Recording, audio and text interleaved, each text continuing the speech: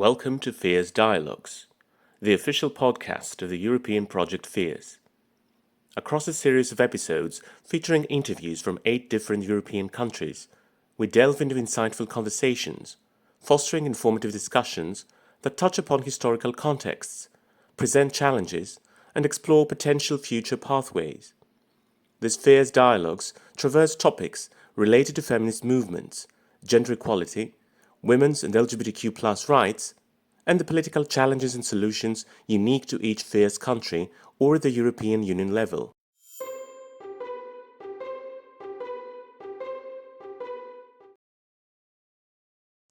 Bonjour, bonjour et bienvenue dans le FIRST Dialogue français. Je suis Gabrielle Jourde, je suis jeune chercheuse en études de genre et je travaille pour le projet de recherche-action FIRST, Feminist Movement Revitalizing Democracy in Europe, qui vise d'une part à renforcer les alliances entre les mouvements féministes, la société civile et les institutions démocratiques, et d'autre part à lutter contre les groupes anti-genre. J'accueille dans cet épisode des discussions FIRST Laure Salmona. Laure, est-ce que je peux te laisser te présenter? Oui, bonjour, je suis donc Laure Salmona, je suis cofondatrice et directrice de l'association féministe contre le cyberharcèlement qui existe, depuis 2016. J'ai écrit un livre qui s'appelle «Politiser les cyberviolences, une lecture intersectionnelle des inégalités de genre sur internet» avec, Kessia Mutombo qui est également présidente de Féministes contre le cyberharcèlement. Et je suis militante féministe depuis maintenant des années. Merci Laure. Voilà, tu es cofondatrice de Féministes contre le cyberharcèlement et ton association, elle est née donc en 2015 de la mobilisation de plusieurs femmes pour signaler massivement des faits de cyberviolence subis par des très jeunes femmes sur Twitter et en particulier des jeunes femmes mineures racisées. Et vous êtes depuis mobilisée contre les violences dans l'espace et avec les outils numériques faites aux femmes et aux personnes issues de groupes minorisés, qu'elles soient non blanches, handicapées, lesbiennes, gays, bi, transgenres et intersexes. Et vous avez d'abord mené la campagne #TwitterAgainstWomen pour sensibiliser sur le cyberharcèlement et l'absence de modération sur les réseaux sociaux. Et vous menez depuis un travail de sensibilisation, d'information et de plaidoyer auprès des pouvoirs publics pour légiférer donc sur ces questions de cybersécurité et de justice sociale en ligne pour les minorités de genre. Vous participez aussi activement à l'organisation interassociative des mouvements féministes français et vous luttez plus largement pour la justice sociale. Dans ce cadre, cela fait plus d'un an que tu participes au groupe de travail du projet FIRST qui, en France, s'intéresse au backlash antiféministe et la lutte contre les groupes anti-genre.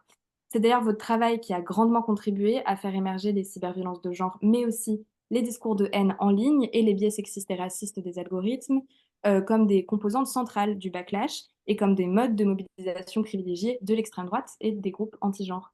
Tu es également donc l'autrice, comme tu l'as dit, avec Kestia Mutombo, cofondatrice de l'association de Politiser les cyberviolences, une lecture intersectionnelle des inégalités de genre, paru en 2023 au Cavalier Bleu, et c'est un livre dans lequel vous développez notamment une analyse de la dimension antidémocratique des cyberviolences. Voilà, donc j'aimerais qu'on parle de ce sujet aujourd'hui, des liens entre cyberviolence, inégalité et démocratie. Et la première question que je voulais te poser, c'est est-ce que tu pourrais me définir les cyberviolences et peut-être quels termes préfères-tu pour parler de ce phénomène entre cyberviolence, cybersexisme? Voilà. Alors, on a plutôt tendance à parler de cyberviolence de genre, tout simplement parce que la question, le cybersexisme, pour nous, c'est un peu dépolitisant parce que c'est comme s'il y avait un sexisme dans le numérique différent du sexisme qui se déploie hors ligne. Or, c'est le même sexisme qui va peut-être être trouver d'autres caisses de résonance, mais on a tendance à préférer parler de cyberviolence de genre, d'autant plus qu'elles ne sont pas que sexistes, ces cyberviolences, malheureusement, et elles vont toucher également les minorités. Et elles vont également être racistes, validistes, LGBTIQ-phobes, etc. On parle de cyberviolence pour définir toutes les violences qui sont exercées par le biais des outils numériques. Alors, les outils numériques, c'est assez large parce que ça peut aller des messages, des SMS, à tout ce qui est objet connecté, par exemple Alexa, Google Home, en passant par les plateformes de réseaux sociaux. Ça peut être l'utilisation aussi de traceurs GPS. C'est assez large, mais elles ont des caractéristiques qui sont vraiment spécifiques. La première, c'est qu'elles n'ont pas de limite, ni dans l'espace, ni dans le temps. C'est-à-dire qu'elles vont pouvoir s'exercer malheureusement à toute heure du jour et de la nuit, et les victimes ne vont pas avoir de répit, puisque aujourd'hui, c'est pas possible de fermer son ordinateur. Tout le monde travaille grâce au numérique, grâce à Internet. Le hors-ligne et le en-ligne s'interpénètrent en permanence. C'est plus vraiment possible de les séparer. La deuxième caractéristique, c'est la persistance dans le temps. C'est-à-dire que des contenus haineux vont pouvoir rester en ligne ou réapparaître des années après. On ne peut pas vraiment effacer quelque chose d'Internet. Ça peut toujours réapparaître. Les gens peuvent faire des captures d'écran, des screenshots et le reposter plus tard. Et la troisième caractéristique, c'est la viralité. C'est-à-dire que la victime, mais aussi les auteurs et autrices des violences, peuvent perdre totalement le contrôle des violences qu'elles vont commettre en ligne, puisque cette question de viralité peut donner une visibilité et une audience énorme à un contenu qui n'était pas forcément voulu par l'auteur des violences. Et les violences peuvent prendre des proportions du coup démultipliées. Et enfin, ce sont bien sûr des violences bien réelles qui ont malheureusement énormément de conséquences sur la vie et la santé des personnes qui en sont victimes. Et est-ce que tu pourrais me donner, un exemple de forme de cyberviolence? Parce qu'il y a un vocabulaire assez étendu, sur le sujet, donc peut-être décrypter, heu Alors, déjà, tout simplement, il peut y avoir tout ce qui est injure en ligne, menace en ligne, diffamation en ligne.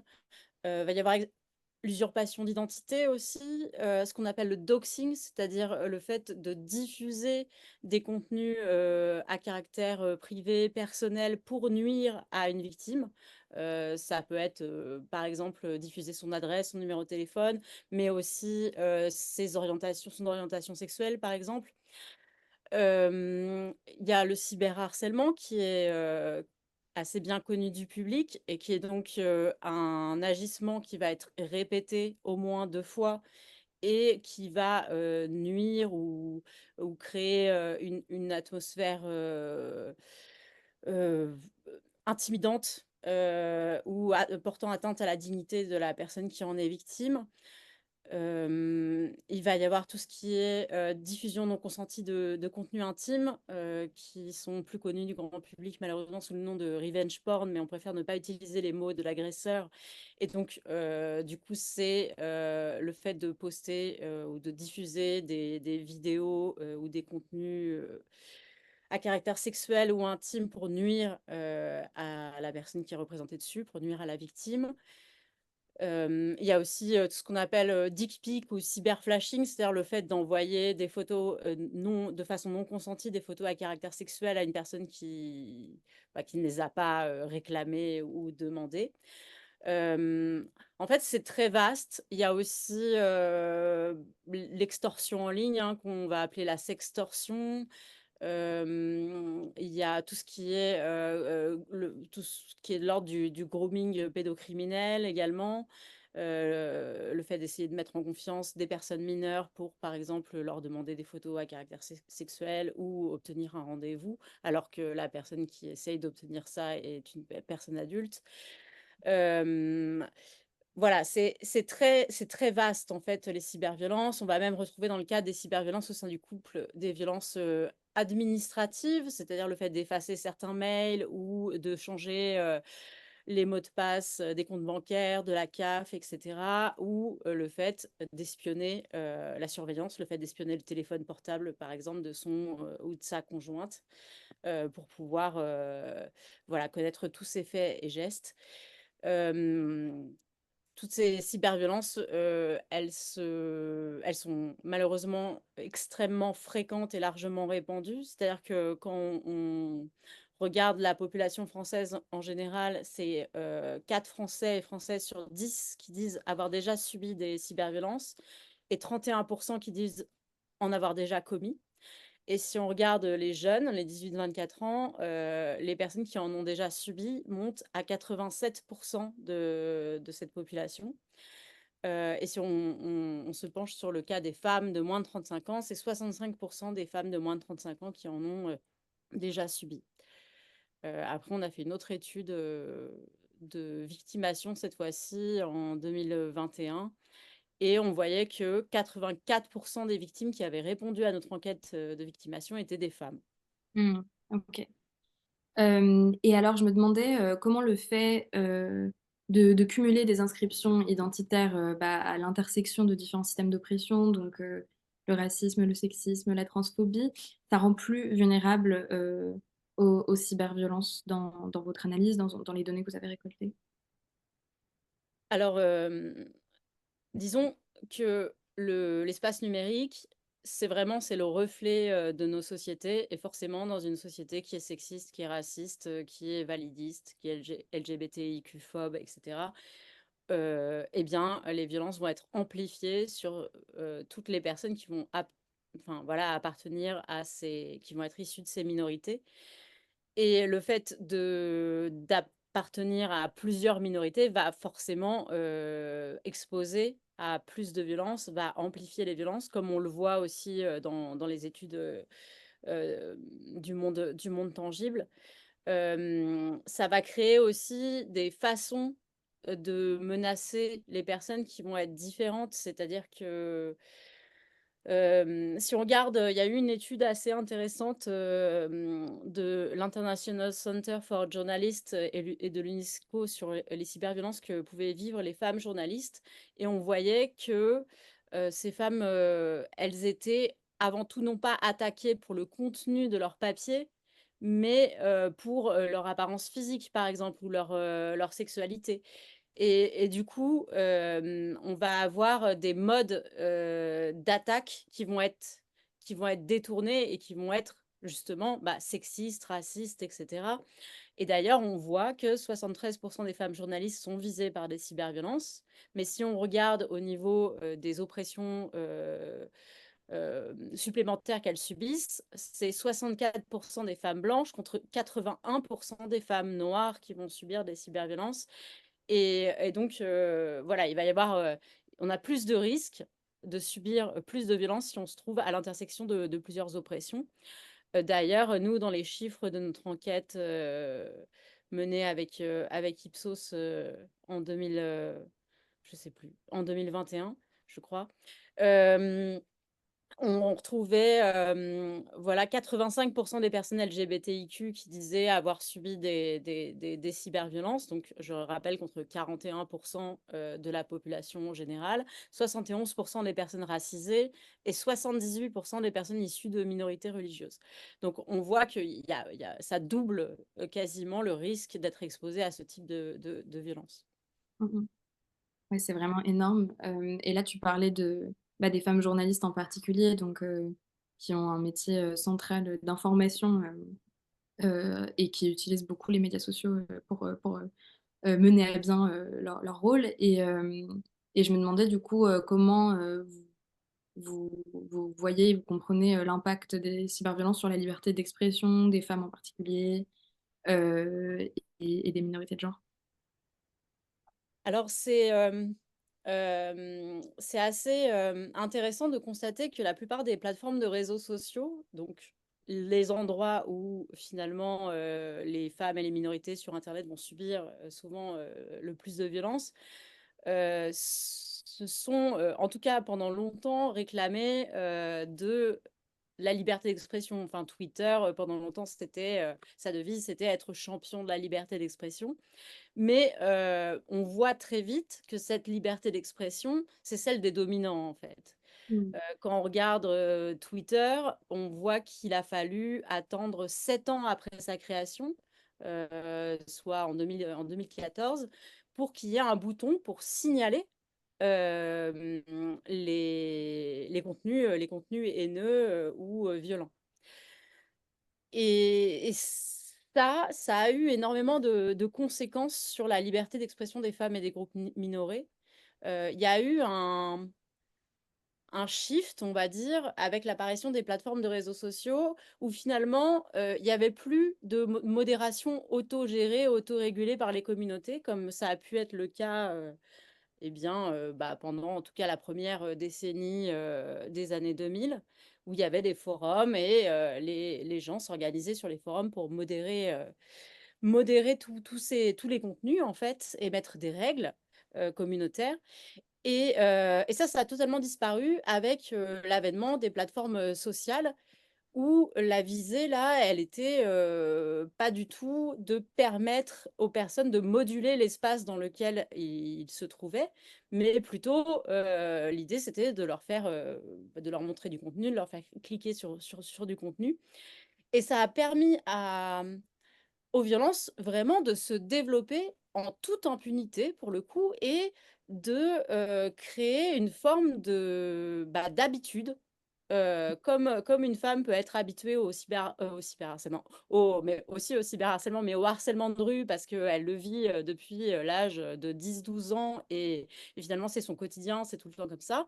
Et bien là, c'est pareil. En fait, pendant une décennie, il n'y avait quasiment pas de modération sur les plateformes et ça a habitué tout le monde à subir, à voir des choses violentes, voir des contenus violents et à subir des violences. Et du coup, cette menace, un peu cette épée de Damoclès qui pèse sur les internautes et en particulier les internautes les plus discriminés, donc notamment les femmes, a fait qu'elles ont eu tendance à organiser elles-mêmes Mmh. leur sûreté en ligne et, et notamment à penser leur présence en ligne de façon en s'auto-restreignant, en s'auto-censurant en permanence pour ne pas subir de violence. Et ça donne des personnes qui s'autocensurent sur notamment leurs opinions ou qui ne mettent pas de photos d'elles en ligne. Là, il y a beaucoup de contenus qu'on appelle des contenus no face sur des plateformes comme Instagram ou comme TikTok pour en fait éviter de trop s'exposer euh, en ligne. Et on voit que ça, c'est une étude d'Amnesty, mais qui date un peu de 2017, mais qui montre que 9 femmes sur 10 restreignent leur activité en ligne, que 76% des femmes victimes de cyberviolence adaptent ensuite leur comportement en ligne. Et nous, notre enquête de victimation de 2022, elle montre que 79% des victimes limitent ce qu'elles publient et que 47% des actifs ou suppriment leur compte. Donc, en fait, on a toute une partie de la population qui ne se sent pas en sécurité ou libre d'exprimer ses opinions dans la sphère publique. Parce qu'aujourd'hui, la sphère numérique est devenue une part importante de la sphère publique et c'est même Internet, en fait, a même permis à énormément de personnes de rendre public, de publiciser leurs opinions, et leur a permis d'avoir une audience sans passer par les médias traditionnels et bourgeois, sans avoir besoin d'être adoubé finalement, là aussi par les dominants. Et c'est pour ça que finalement, on a cette espèce d'ambivalence où on a l'impression que finalement, Internet, c'est un peu un outil de la liberté d'expression, mais le fait qu'on ait laissé vraiment, d'ailleurs au nom de la liberté d'expression, les violences devenir un passage un peu obligé pour les internautes, fait que ça restreint énormément la liberté d'expression des femmes et des groupes minorés. Ouais et c'est fou ce que tu dis aussi, bah, je le les inégalités, recréées par cette, autocensure et cette nécessité de restreindre son activité en ligne, entre les hommes et les femmes, c'est énorme avec, la perte en visibilité, en revenus possibles, de devoir se censurer, comme ça. Hem, Tu parles de cette ambivalence donc, entre, l'espace de liberté d'expression et aussi l'espace démocratique du numérique, qu'on se représente comme ça, notamment pour les féministes, avec l'outil du hashtag, avec MeToo, avec la manière dont les médias sociaux ont été repris, utilisés massivement pour l'auto-organisation des féministes. Est-ce que la place de ces cyberviolences, ça t'amènerait à relativiser la- le- l'utilité du numérique et la force de cet espace comme un espace démocratique? Est-ce que c'est un espace démocratique? Ça pourrait être Mmh. un espace, démocratique. Malheureusement, on est en train un peu de prendre, le chemin inverse, notamment, avec, j'en parlerai peut-être plus tard, mais toute la désinformation, qui va être facilitée et permise, par les outils d'intelligence artificielle générative. Mais on est disons que je pense que l'extrême droite, les masculinistes ont très bien compris la force d'Internet comme espace d'activisme pour leur groupe à eux, mais aussi pour des groupes, on va dire, d'opposants et surtout d'opposantes. Et finalement, il y a un enjeu à faire taire les militantes féministes, à les faire quitter ces espaces en les menaçant avec des cyberviolences. On voit bien que là, on assiste un peu à un boom du cyberharcèlement, notamment avec des plateformes qui vont être conçues pour cyberharceler, des plateformes qui sont qui sont développées grâce à l'intelligence artificielle générative, euh, qui vont permettre voilà, d'avoir des bots intelligents qui vont cyberharceler des militantes. On a des agences d'influence qui vont être engagées pour cyberharceler des militants, des militantes ou tout simplement des personnes qui vont voilà, remettre en question les normes, le statu quo, hein. On a vu, par exemple, le PSG avait missionné une agence de communication pour cyberharceler un supporter du Stade Rennais voilà, qui se plaignait parce que Neymar l'avait giflé. Et cette agence a aussi cyberharcelé la jeune femme qui accusait Neymar de viol. Donc on a vraiment comme ça une guerre de l'information qui se déploie dans l'espace numérique. Et, euh, et ça va créer un cercle vicieux. C'est-à-dire que plus la menace de ces violences ou l'exemple de ces violences va empêcher les femmes et les groupes minorés d'occuper la sphère publique numérique, euh, et moins il y aura de ce qu'on appelle les modèles, de rôle modèles pour les jeunes filles, moins les femmes auront d'agentivité en ligne, et ça les cantonne toujours plus à un rôle qui est passif, et donc ça renforce les stéréotypes de genre. Il y a le rapport de 2023 du Haut Conseil à l'égalité entre les femmes et les hommes qui montre que 68% des contenus Instagram les plus vus propagent des stéréotypes de genre.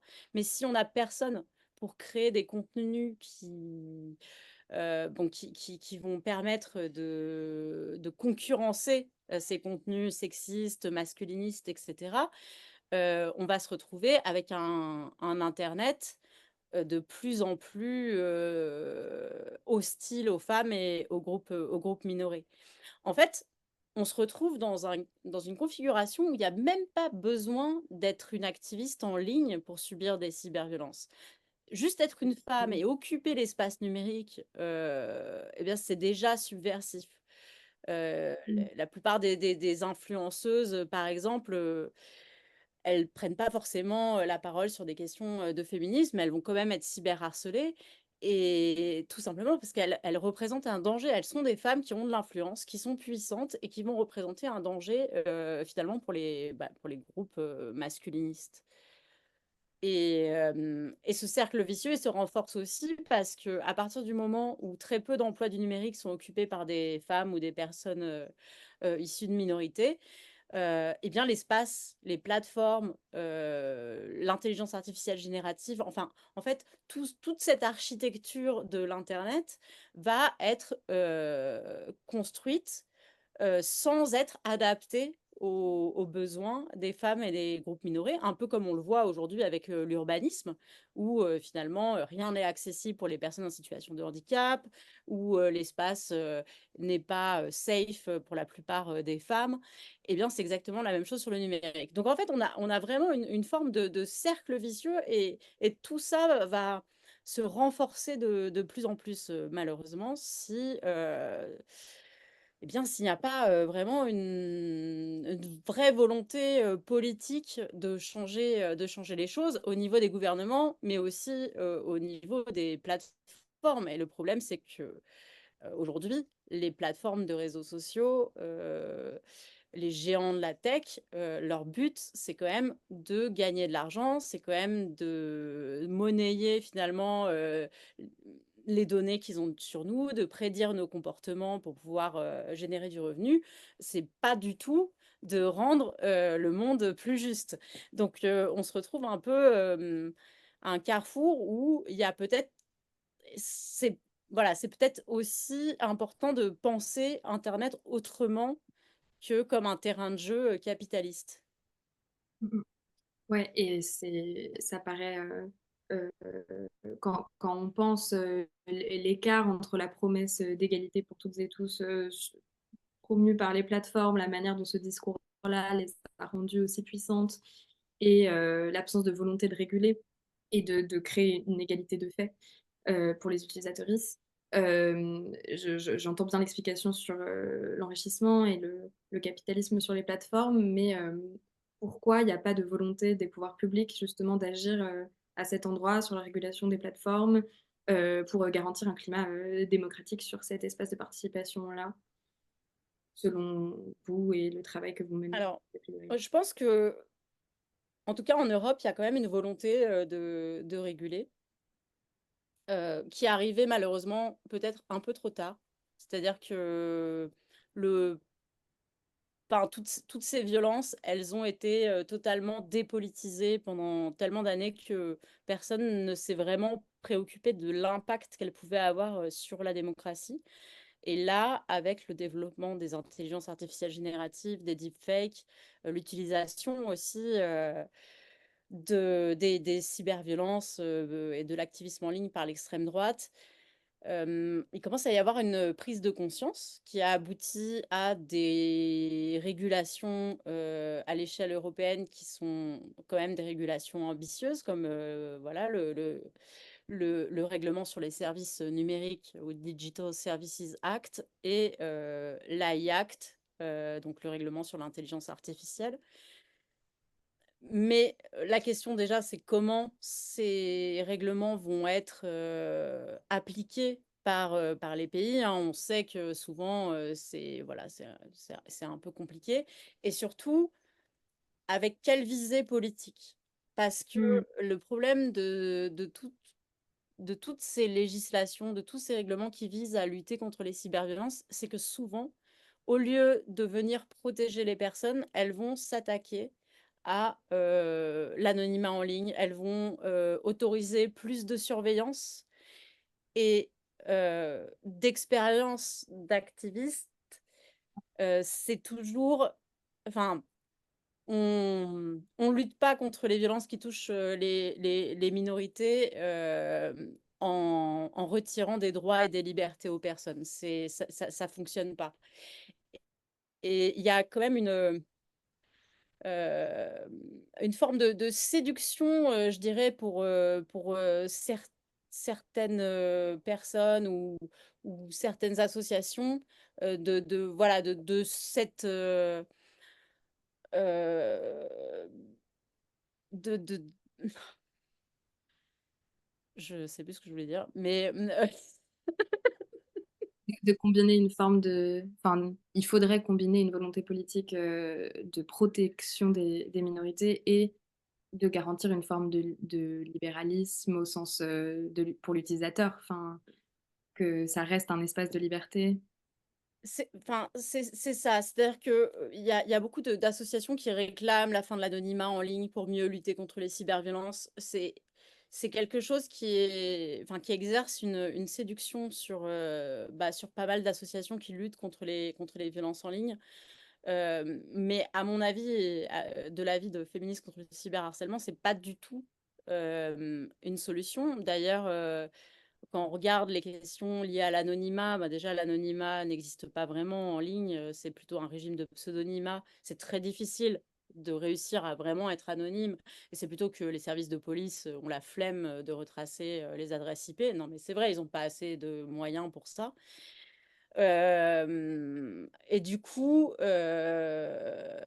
c'est, enfin voilà, c'est un peu un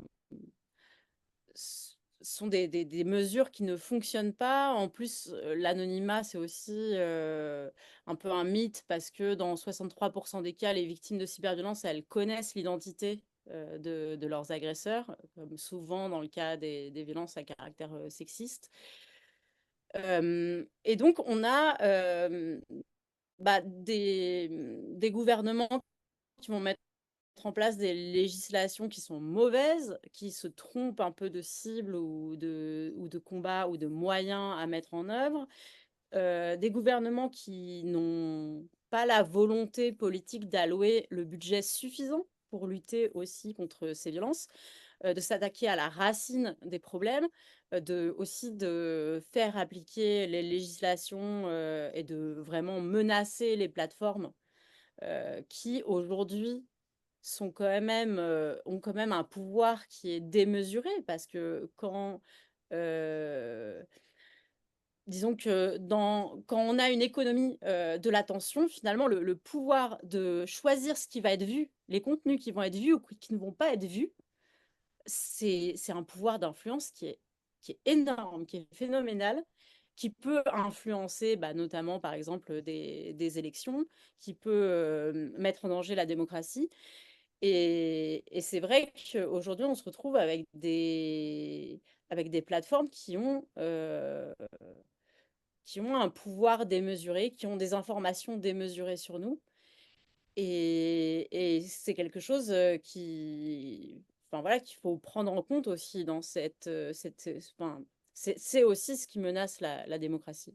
Et alors ce pouvoir-là de rendre visibles certains contenus, c'est ce que vous travaillez aussi sur les questions d'intelligence artificielle ou c'est une autre version de votre travail de plaidoyer? Alors, oui, en partie. Nous, on a fait du plaidoyer au moment du vote de l'AI Act, qui devrait d'ailleurs être appliqué à partir du 1er août là, 2024, donc dans pas longtemps. Et on a fait du plaidoyer avec d'autres organisations. Il y avait Stop Ficha, il y avait Je suis là. Après, on a fait une tribune qui a notamment aussi été signée par la Ligue, par la LDH, Ligue des droits de l'homme, pour que les modèles de fondation des, des systèmes d'intelligence artificielle générative soient régulés. Les modèles de fondation sont des modèles d'intelligence artificielle de grande taille qui vont être entraînés sur une grande quantité de données. Euh, et ces données, on n'a pas trop de visibilité sur comment elles sont choisies, d'où elles viennent, et elles peuvent être polluées par énormément de biais et de stéréotypes, notamment sexistes, racistes, etc. Et c'est vrai que quand on est dans un système où finalement les intelligences artificielles génératives vont apprendre de contenus qui se trouvent en ligne, qui aussi vont déjà être créés par des intelligences artificielles. C'est un peu la dead internet théorie, c'est-à-dire que en fait tout ça, ça peut se reproduire et s'amplifier à l'infini s'il n'y a pas d'intervention humaine pour dire non mais en fait ça ce sont des biais, il faut arrêter avec ça. Et on se retrouve bah, avec la menace d'avoir une amplification automatisée du racisme et du sexisme. Il y a un rapport de Europol qui pense que 90, enfin, qui écrit que 90% des contenus du web pourraient être générés par intelligence artificielle d'ici 2026. 90%, c'est énorme. Donc là, on est vraiment on va dire, à un moment où il faut agir. Encore une fois, on intervient trop tard pour réguler. et les conséquences vont peut-être être dramatiques. Bon, là, il y a eu pas mal d'exemples sur la façon dont l'intelligence artificielle génère des contenus sexistes, racistes, notamment la génération d'images, Lensa, qui permet de créer des avatars un peu générés par IA. Et on voit que si on est une femme asiatique, les avatars que va créer l'application vont être beaucoup plus sexualisés, vont être hyper sexualisés que si beaucoup plus en tout cas que si on est une femme blanche. Donc il y a un biais raciste et sexiste de l'application. C'est comme même les applications de reconnaissance faciale qui reconnaissent moins bien certains visages, notamment les personnes noires. Il y a énormément de logiciels prédictifs qui vont nuire et porter préjudice à des personnes. On l'a vu en France avec la CAF ou en Autriche avec l'équivalent de Pôle emploi. Donc tout ça va aussi renforcer malheureusement les discriminations.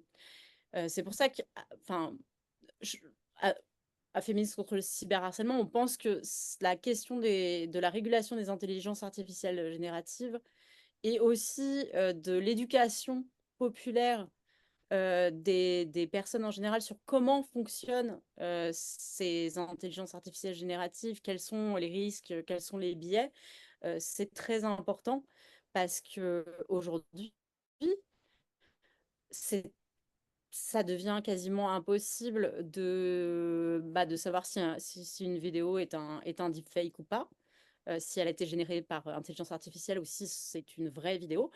Et à partir du moment où on ne peut plus rien croire, on ne peut plus faire confiance à aucun contenu, ça commence à devenir la mort de l'information et ça met vraiment en danger aussi les processus démocratiques et la démocratie en général.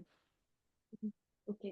Et sur le travail à la fois institutionnel que vous menez, et donc j'entends aussi dans la société civile, de la formation et de la sensibilisation pour les jeunes, et puis de l'auto-formation tout au long de la vie. Là, ce que vous avez demandé au niveau de la régulation, c'est donc qu'il y a un contrôle de ces données-là. Est-ce que c'est quelque chose que vous avez obtenu, et comment le travail peut être poursuivi là dans les mois, années qui viennent, étant donné que le moment il est très crucial? C'est quelque chose, oui, c'est quelque chose qui a été obtenu, la régulation des modèles de fondation, alors qu'il y avait énormément de lobbying pour qu'ils ne soient pas régulés ou que pour l'autorégulation par les entreprises qui créent les intelligences artificielles génératives. Et donc ça, on l'a obtenu. Et c'est vrai que là, dans les années qui viennent, moi, je pense qu'il y a un enjeu à former et à intéresser les associations de défense des droits humains en général et les associations féministes à ces questions-là. Parce qu'il faut qu'on fasse un travail de plaidoyer coordonné sur ces questions. Et c'est vrai que ça paraît très spécialisé en fait. Et il y a plein d'activistes ou d'associations qui se sentent pas légitimes pour prendre la parole, pour faire du plaidoyer sur ces questions-là.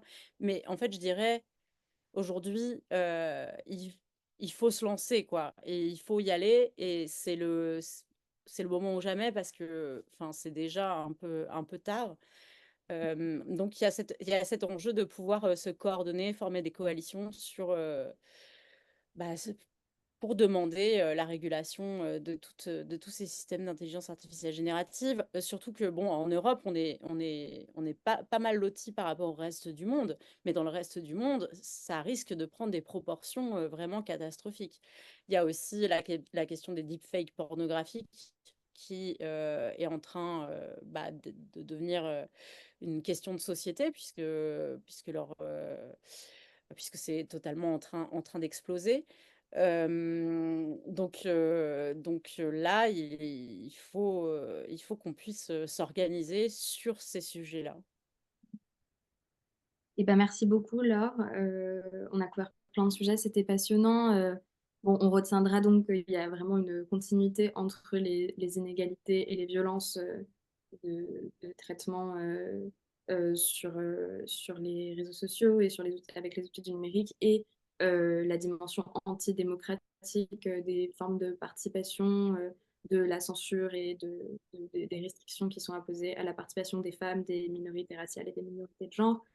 Et que donc il y a un lien direct avec la montée de l'extrême droite et des mouvements anti-genre. Et votre travail montre vraiment qu'une intervention humaine dans les intelligences artificielles et des formes de régulation sont nécessaires. Et on a besoin de moyens dans les pouvoirs publics pour mener ce travail. Et puis voilà qu'il faut absolument stopper cette amplification automatisée, comme tu l'as dit, du racisme, du sexisme, et que ça, c'est en amenant donc le travail sur le numérique comme un enjeu central à la fois de la lutte féministe et de la lutte démocratique qui est nécessaire aujourd'hui. Voilà, donc on remercie l'équipe de FIRST pour l'occasion de cette discussion. Et n'hésitez pas à suivre FIRST sur les réseaux sociaux, c'est FIRST Project-du-bas EU sur Instagram et sur le site internet de FIRST. Et vous pouvez aussi prendre connaissance des autres discussions menées dans les 8 pays, donc dans les 7 autres pays du projet, avec des activistes et des expertes de toute l'Europe. Merci beaucoup, Laure, Merci. et à bientôt.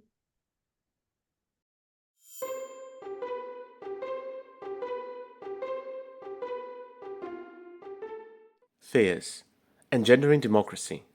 FEARS project has received funding from the European Union's Horizon Europe Research and Innovation Programme.